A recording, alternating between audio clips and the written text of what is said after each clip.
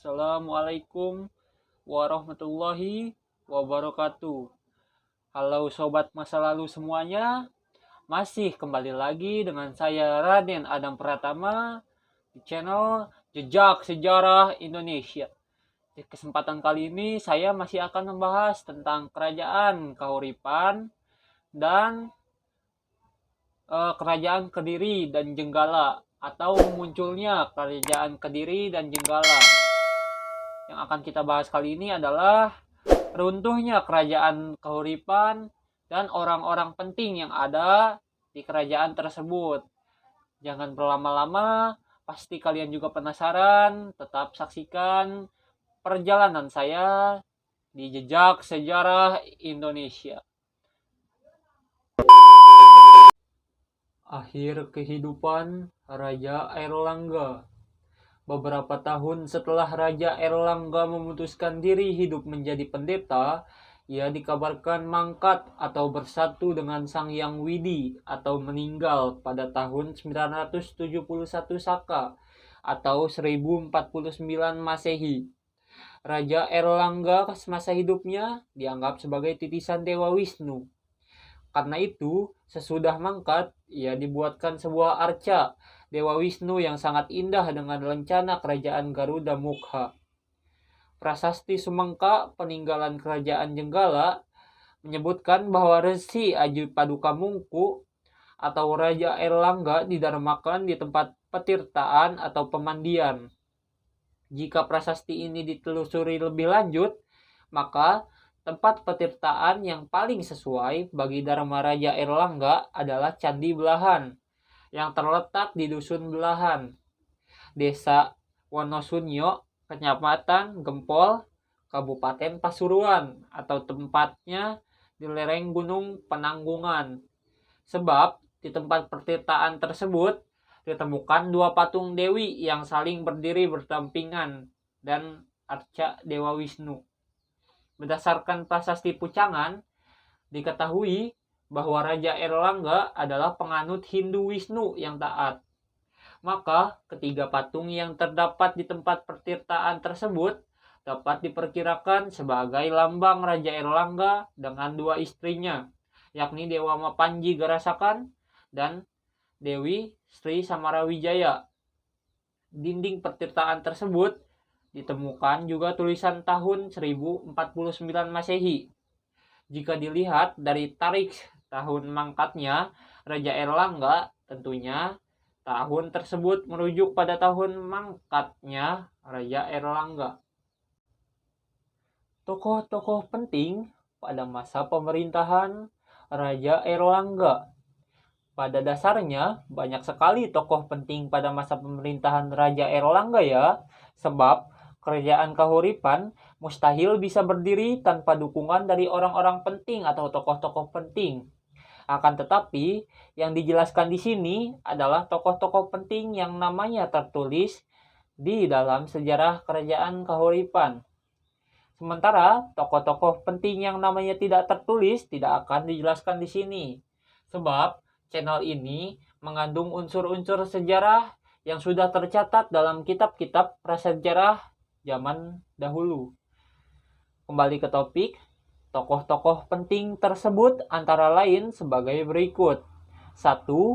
Pangeran Udayana. Pangeran Udayana atau yang bernama lengkap Darmodayana Warmadewa adalah seorang raja dari kerajaan Bedahulu di Bali yang didirikan oleh Sri Kesari Warmadewa. Pangeran Udayana menikah dengan Ratit Mahendrata, putri dari kerajaan Medang yang berkuasa di Jawa dan sebagian Sumatera pada waktu itu. Dari pernikahan itu, Pangeran Udayana memiliki 3 orang anak, yakni Airlangga, Marakata, dan anak bungsu. Airlangga menjadi raja di kerajaan Kahuripan, sedangkan Marakata dan anak bungsu menjadi raja di kerajaan Bedahulu secara bergantian sepeninggalan Pangeran Udayana. 2. Ratit Mahendrata. Ratit Mahendrata atau yang bernama Gunapriya Dharmapatni adalah putri Raja Makutawangsa Wardana dari kerajaan Medang. Ia menikah dengan Pangeran Udayana dari kerajaan Bedahulu di Bali, yang kemudian melahirkan Airlangga sebagai anak pertamanya. Dalam sejarah dan kepercayaan masyarakat Bali, Ratit Mahendrata seringkali dikaitkan dengan makhluk legendaris yang bernama Rangda. Pada waktu itu, ia dikabarkan pernah diasingkan karena melakukan sihir terhadap permaisuri kedua Raja Darmodayana.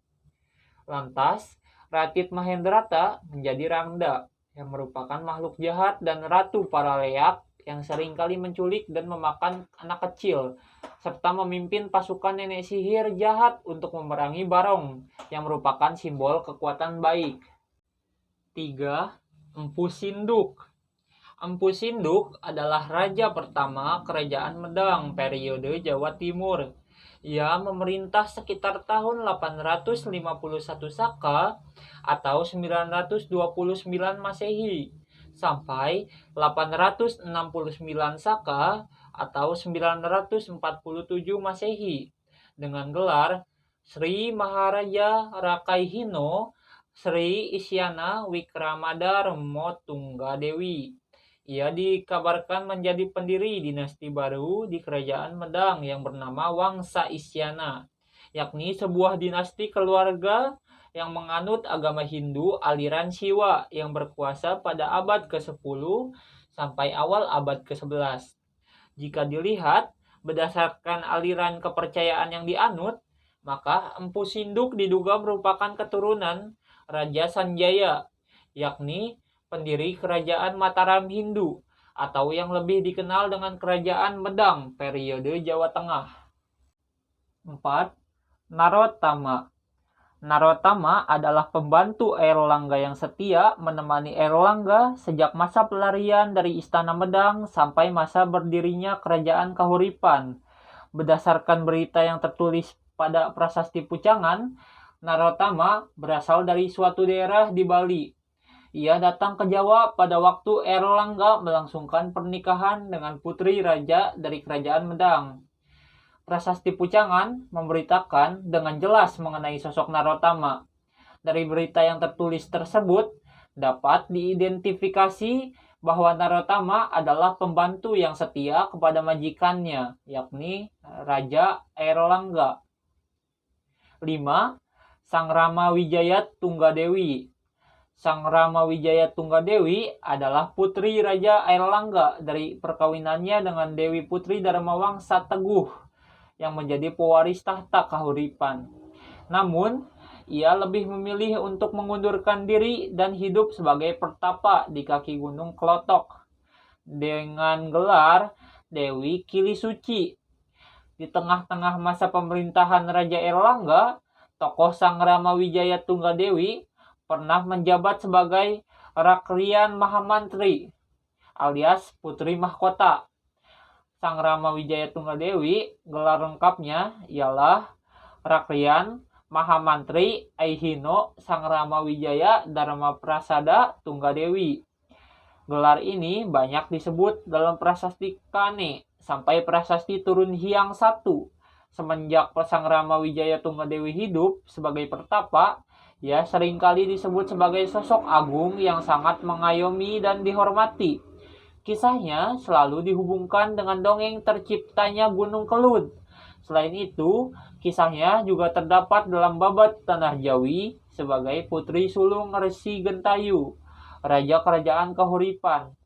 Menjelang Resi Gentayu turun tahta, Kerajaan Kahuripan dibelah menjadi dua, yakni Jenggala dan Kadiri, yang masing-masing dipimpin oleh adik Dewi Kili Suci. Karya sastra pada masa Kerajaan Kahuripan. Pada masa Kerajaan Kahuripan, karya sastra berkembang dengan pesat. Adapun yang paling terkenal adalah Kitab Arjuna Wiwaha, karya Empu Kanwa, tahun 957 Saka atau 1035 Masehi. Kitab tersebut merupakan sastra yang ceritanya diadaptasi dari cerita epik Mahabharata. Di dalam kitab tersebut diceritakan tentang Arjuna yang tak lain adalah inkarnasi Dewa Wisnu atau reinkarnasi Dewa Wisnu dari kiasan kisah Raja Airlangga sendiri. Kisah ini merupakan Gambaran dalam candi belahan yang terletak di lereng Gunung Penanggungan. Kitab Arjuna Wiwaha dikarang oleh Empu Kanwa pada masa pemerintahan Raja Airlangga. Sebelum mengarang kitab tersebut, Empu Kanwa mendapatkan kehormatan dari Raja Airlangga untuk mengadaptasi kisah Mahabharata subbagian Wanaparma, namun dengan mengkiaskan kisah Raja Airlangga sendiri. Cerita ini di dalam kitab Arjuna Wiwaha bertitik tolak dari tokoh Arjuna yang merupakan kekasih para dewa di Kayangan, karena dialah yang nantinya mampu menyelamatkan Kahyangan beserta para dewa yang menghuni di sana dari ancaman mara bahaya. Cerita ini kemudian digambarkan dalam pahatan relief yang terdapat di Candi Tegowangi, Kediri. Kitab Arjuna Wiwaha merupakan sebuah karya sastra tertua dari karya-karya sastra lain yang tercipta pada masa kerajaan Kahuripan. Selain itu, karya sastra tersebut juga memiliki arti nilai estetik tinggi yang hampir sepadan dengan nilai estetik yang terdapat dalam kitab Pararaton dan Nagara Kertagama pada masa pemerintahan Majapahit. Jika dilihat dari sejarah, kitab Arjuna Wiwaha juga merupakan kitab tertua dari kerajaan-kerajaan periode Jawa Timur sebelum peta politik berpindah ke Jawa Tengah. Hal tersebut dikarenakan pada masa-masa sebelum kerajaan Kahuripan berdiri, kerajaan-kerajaan yang pernah berdiri di Jawa Timur tidak meninggalkan satupun karya sastra yang dapat kita lihat sampai sekarang. Nah, kitab Arjuna Wiwaha mengandung cerita yang berkaitan dengan sejarah masa lalu. Perhatikan cuplikan cerita yang saya bacakan ini. Ambek sang paramanta pandita hus limbat sakeng sunyata tan sakeng wisaya.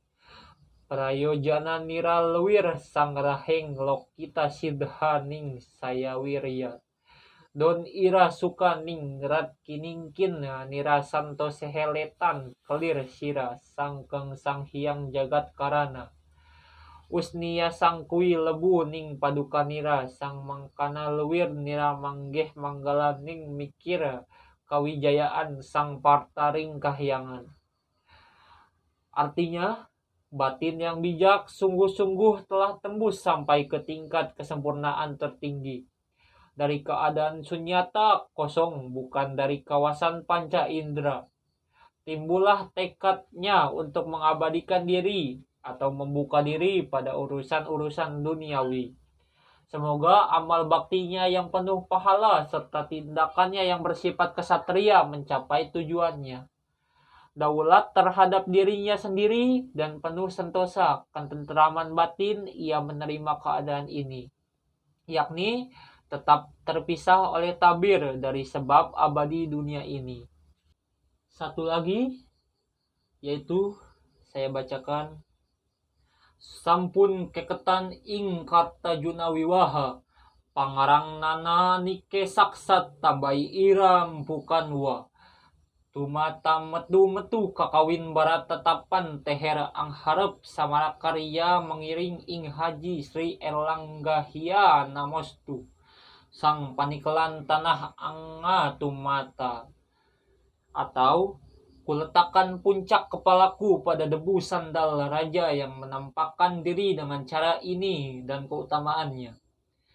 Ia merupakan sumber berkat yang tak pernah kering untuk menuangkan kemenangan Partha atau Arjuna di kediaman para dewa di Kayangan. Ya, sekian dari saya penjelasan kali ini.